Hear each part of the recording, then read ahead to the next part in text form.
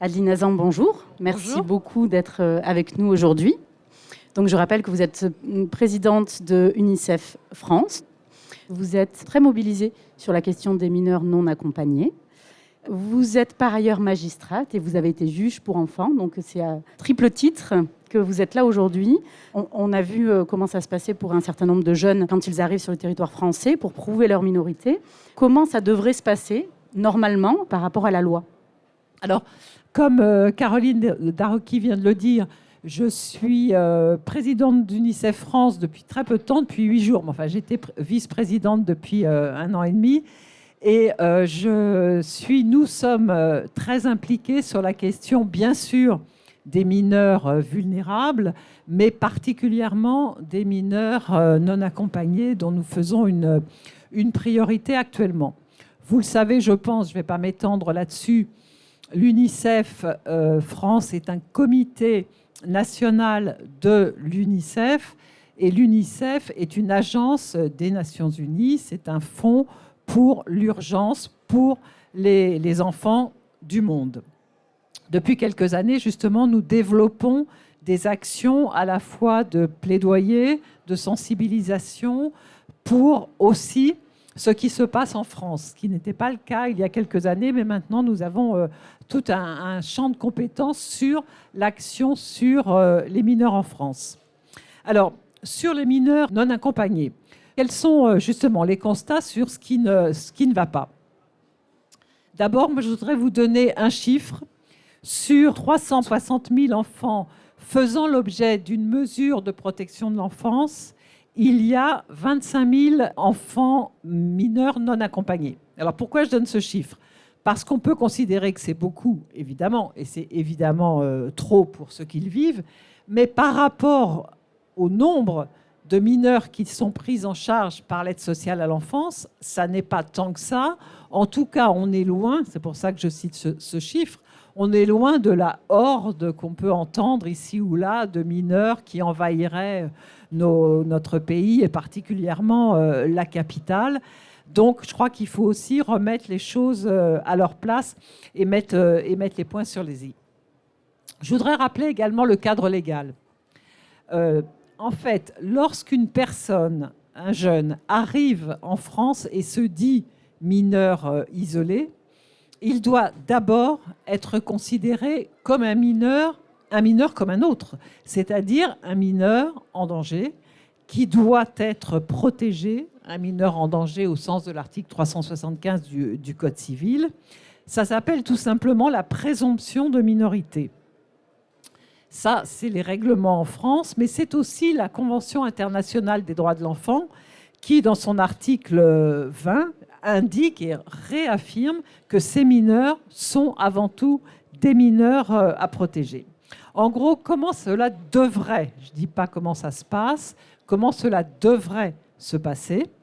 Quand un mineur est repéré par les services sociaux, par un particulier, par la police également, il devrait être immédiatement confié à l'aide sociale à l'enfance. Il doit être considéré comme un mineur et c'est à ce moment-là que l'évaluation pour prouver qu'il est mineur doit être faite.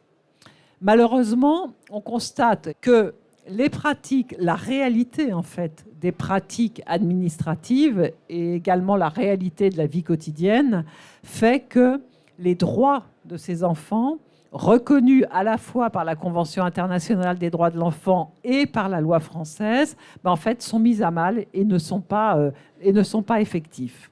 Une idée un peu plus générale, mais je pense à laquelle vous souscrirez, j'imagine, puisque vous êtes là, c'est que moi je trouve que depuis une dizaine d'années, il y a vraiment une dérive qui s'est opérée en France sur plein de sujets, je ne suis pas là pour en parler, mais sur le sujet de l'immigration et sur le sujet des mineurs non accompagnés, de plus en plus, on les considère comme des mineurs en situation irrégulière plutôt que des mineurs à protéger. Et de plus en plus, c'est le ministère de l'Intérieur qui intervient plutôt que le ministère de la Justice via la PJJ ou l'aide sociale à l'enfance plutôt, ou le ministère des Affaires sociales.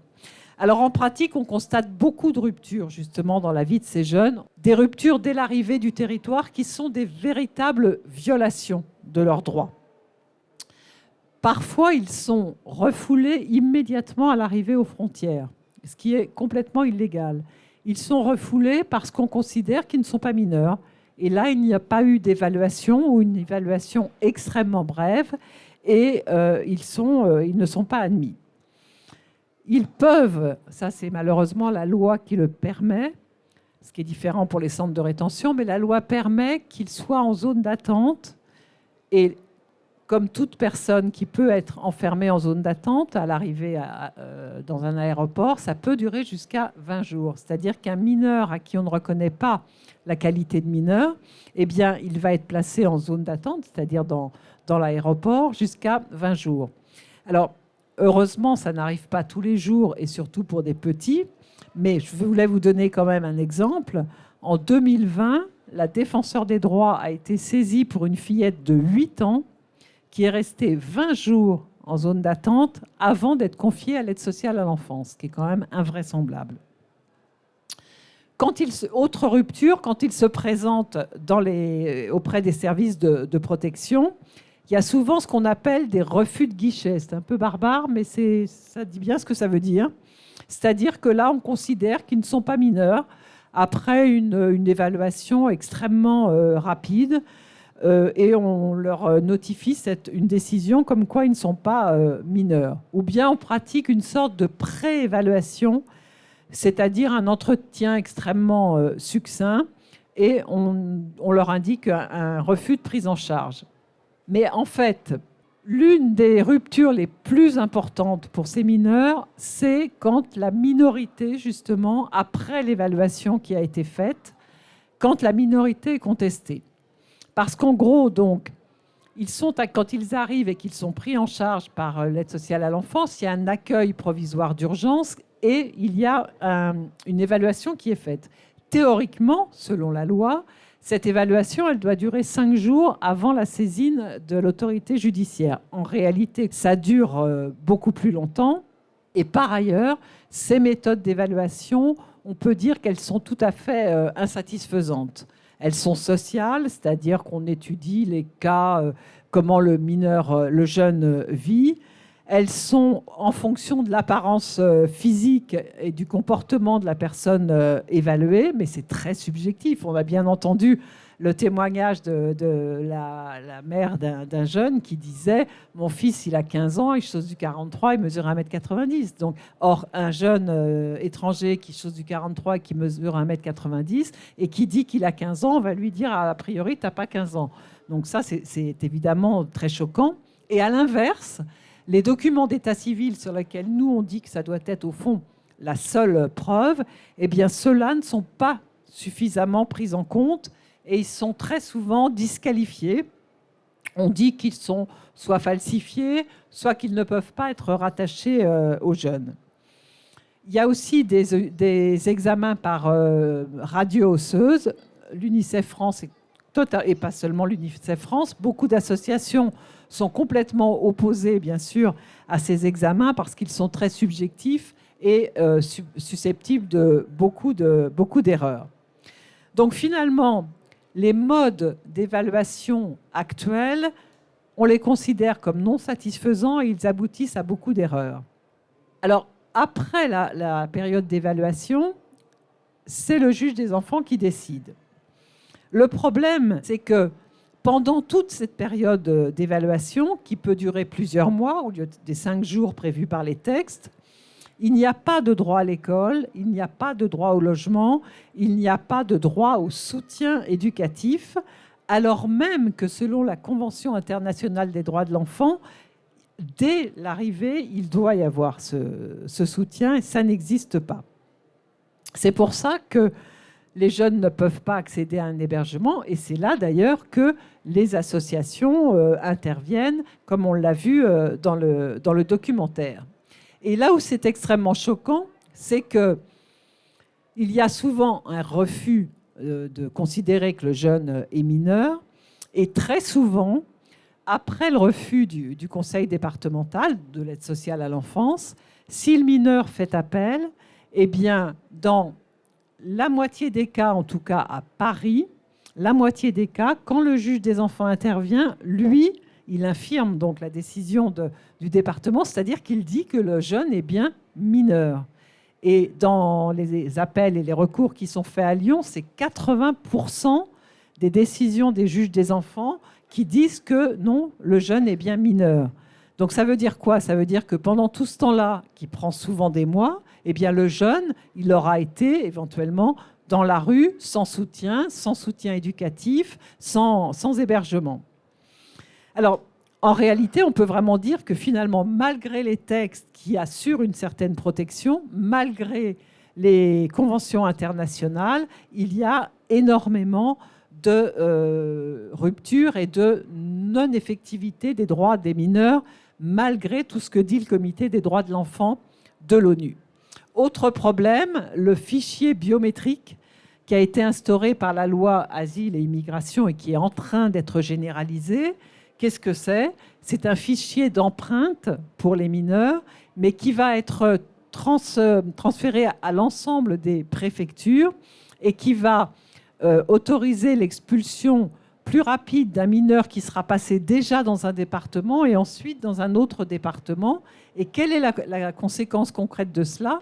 Eh bien, c'est qu'un mineur, finalement, aura peur d'aller à l'aide sociale à l'enfance, de peur justement que ces empreintes soient prises et qu'ensuite elles circulent sur tout le territoire national via ces fichiers. Autre problème, mais il est vraiment important, une fois leur minorité reconnue, il y a certains départements qui n'obtempèrent pas à la décision justement des juges et qui ne recueillent pas les mineurs malgré donc une décision des juges, ce qui est évidemment tout à fait illégal. Enfin, la dernière rupture, c'est quand le jeune devient majeur. Vous vous souvenez sûrement de cette médiatisation de la question des boulangers solidaires, c'est-à-dire que quand l'ex-mineur non accompagné, si je puis dire, devient majeur, pour qu'il ait un titre de séjour à 18 ans, c'est vraiment important, on demande, les textes exigent qu'il ait 6 mois d'apprentissage. Or, ça veut dire que s'il arrive à 18 ans et qu'il n'a que 3 mois d'apprentissage, il peut se faire expulser. Donc ça, c'est tout à fait inadmissible. Alors, juste quelques propositions importantes que l'UNICEF porte. La première, c'est évidemment changer de paradigme, c'est-à-dire replacer le juge au sein de toute la procédure, de façon à ce que ce soit lui qui assure la protection. Et quand je dis changer de paradigme, c'est aussi arrêter de faire en sorte de considérer le mineur d'abord comme un mineur en situation irrégulière et pas comme un mineur en danger, le considérer d'abord comme un mineur à protéger. Nous demandons aussi qu'on donne plus de force aux documents d'état civil. Nous avons demandé, et nous l'avons obtenu heureusement, mais en bataillant beaucoup, que l'hébergement hôtelier soit interdit. Alors ça sera valable que dans 2 ans, mais enfin on a pu le faire mettre dans la loi. Et nous avons obtenu, et ça nous en sommes fiers, en bataillant avec aussi beaucoup d'associations, l'instauration d'un temps de répit. C'est-à-dire que quand le mineur est pris en charge, on ne lui fasse pas passer tout de suite les tests d'évaluation et qu'il puisse se poser. En gros, qu'est-ce qu'on demande? Qu'on considère un jeune qui arrive, qui a vécu énormément de choses très douloureuses, qui a été victime de passeurs, qui est en risque de traite humaine et d'esclavage, évidemment. Eh bien, on demande que ce jeune, comme n'importe quel autre mineur, il soit pris en charge, protégé et qu'on puisse le garder au moins jusqu'à ce que la minorité continue à se dérouler dans des conditions normales. Je vous remercie et désolée d'avoir été longue. Merci beaucoup.